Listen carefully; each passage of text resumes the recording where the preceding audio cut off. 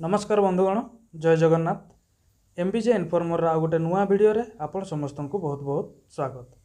तो बंधुगण एबे एबे आम केंद्र सरकार करिसेंती आ एक बहुत ही बड़ घोषणा जो उथिरे कि गाँ झील मानक मिलिबो 5000 टंका। गाँ रे रहउतिबा झील मानक समस्त को 5000 टंका लेखाएं केंद्र सरकार दबा पई जाउछंती। तो केमिति मिलिबो ए 5000 टंका ता पई कोन करिया पई पड़िबो को डॉक्यूमेंट रो आवश्यक केते शिक्षागत योग्यता आवश्यक ताहा जानिबा पई वीडियोटी को प्रथम रु शेष पर्यंत देखंतु। एही वीडियो रे मु ए गाँ झील योजना विषय रे संपूर्ण तथ्य दबा पई जाउछि। वीडियोटी जदि भलो लागे ताले वीडियोटी को गोटे लाइक कर देबे। चैनल रे नुआ थिले एबे ही चैनल को सब्सक्राइब करी पाखरे थिबा नोटिफिकेशन आइकन को ऑल रे सिलेक्ट कर देबे जहा फल कि ए भलिया नुआ नुआ इनफॉरमेशन रो वीडियो सर्वप्रथम आपण आम चैनल माध्यम रे जानिबार सुयोग पाई परिबे।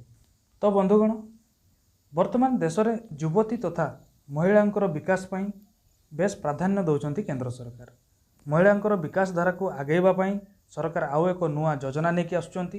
एही योजना रे ग्रामांचल रे जो रहउतिबा झील माने बेस लाभवान हो पारिबे कारण ए नुआ योजना अधीन रे ए ग्रामांचल रे रहउतिबा समस्त झील माननकु सरकार 5000 टंका लेखाएं देवा पई जाउछंती। केंद्र सरकार महिला माननकु समाज रे आर्थिक तथा अन्यान्य क्षेत्र में मजबूत करने पई विभिन्न योजनार प्रणयन करिसंती।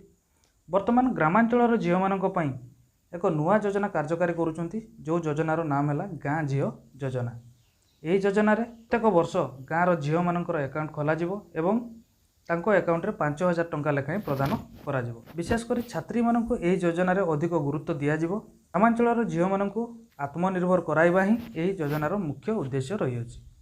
विशेषकर शिक्षा क्षेत्र में जो झील मैंने आग्रही अछंती एवं विभिन्न कारणवशतः से माने 10वीं श्रेणी परीक्षा पर से माने आउ पाठ पढ़ु नाहांती से झील मानक पई सरकार एही योजना करिसंती जो एही योजना रे से झील मानकर पाठ पढ़ाइबा पई से मानक 5000 टंका लेखाएं वर्ष को प्रति मास 500 टंका लेखाएं आकार रे 10 मास से 500 लेखाएं टंका देबे एवं वर्ष को माने जे 10 मास रे सर्वमोट 5000 टंका से प्रदान करेंगे।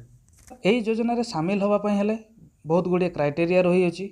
तो कौन रही से क्राइटेरिया ना प्रथम तो है यही योजना रे सही माने लाभवान हो पारे जो माने कि जो झील माने कि 10वीं श्रेणी परीक्षा रे 60% रु अधिक नंबर रखि थे जो झील माने 60% नंबर रखिकी 10वीं श्रेणी परीक्षा रे पास होइथिबे से माने यही योजना रे लाभ उठाई पारिबे।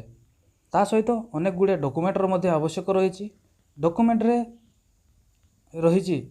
रे रही आपणकर Aadhaar card, bank passbook, matric certificate, mobile number, email ID, passport size photo एवं पान कार्ड यही सब डॉक्यूमेंट रहिले आपण एही गाँ झील योजना रे आवेदन करि परिबे एवं सरकार जो दौरान 5000 टंका से 5000 टंका आपण प्रति वर्ष पाई परिबे।